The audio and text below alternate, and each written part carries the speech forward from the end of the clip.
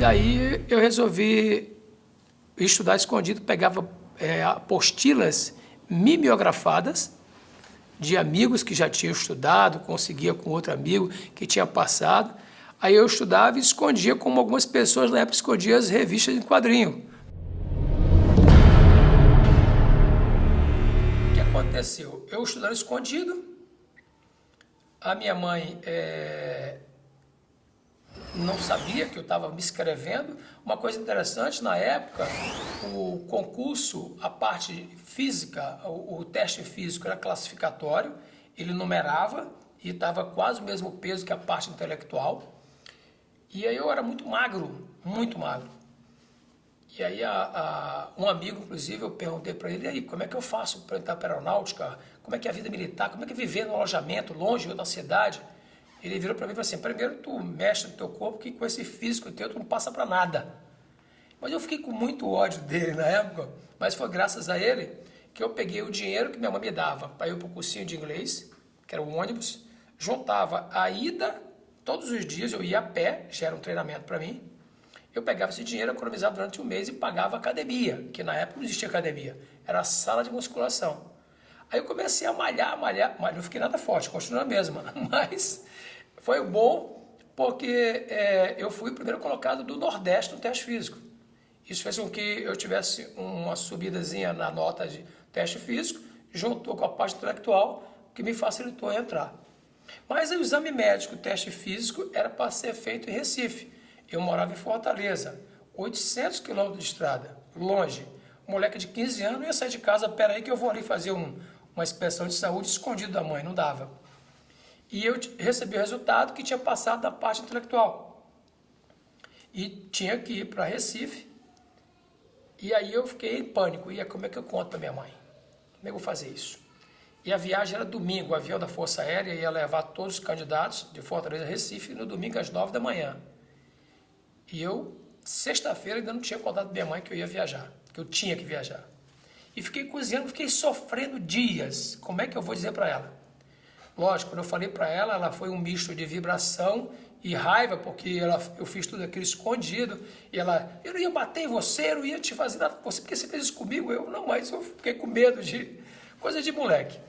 Mas na prática, fui para Fortaleza, fui para Recife, cheguei em Recife, foi a primeira vez que eu viajei sozinho, fui com um grupo, e aí eu chego em Recife, fui fazer, no domingo já me colocaram numa banca de exames do psicológico.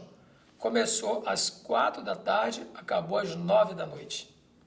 E eu estava muito cansado o dia todo de viagem, envolvido com viagem, e aí eu já cheguei para jantar, morrendo de fome, e eu recebi muito incentivo dos militares que nos recebiam da base aérea, que era o nosso alojamento.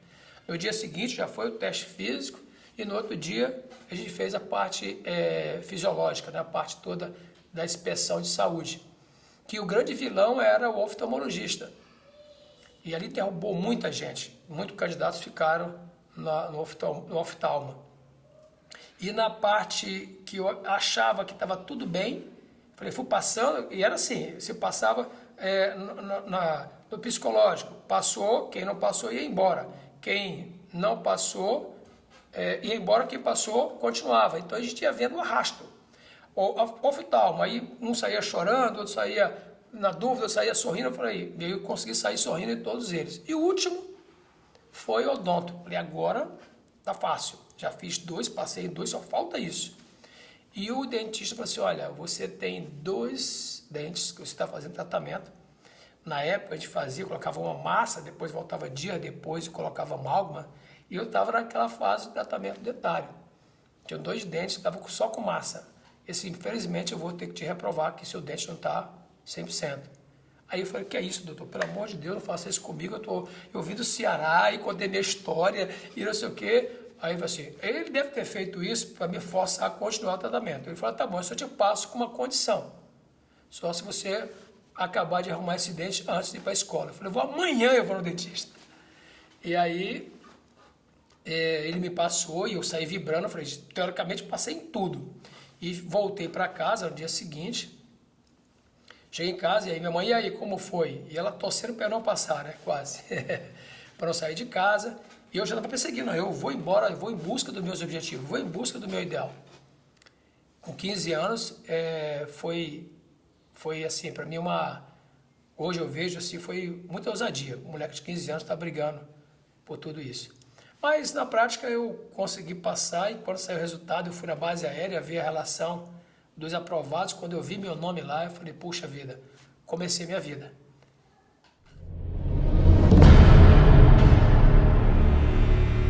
Meu espírito de aventura realmente veio da infância. Eu tinha 3 outros tios mais velhos e 2 mais ou menos da mesma idade que eu.